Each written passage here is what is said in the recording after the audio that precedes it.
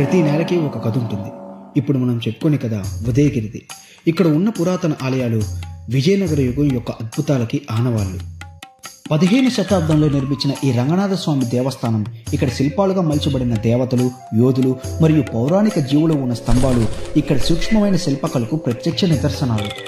ఇక్కడి ఆచారాలు పంచరాత్ర ఆగమానుసారం నడిచేవి.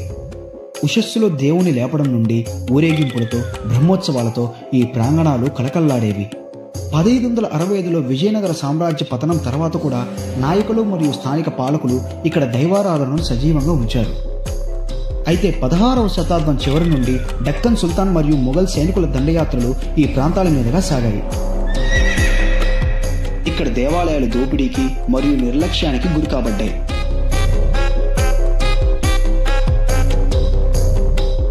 ఈ దేవాలయం పక్కన ఉన్న మరొక దేవాలయమే శ్రీకృష్ణ దేవాలయం. ఈ ఆలయ పవిత్రత ఉదయగిరి ఆధ్యాత్మికతకు మరింత లోతును జోడిస్తుంది. శ్రీకృష్ణ దేవరాయలు నిర్మించిన కళ్యాణ మండపం ఒకప్పుడు దైవిక వివాహాలు మరియు రాజపోషణతో ప్రతిధ్వనించేవి.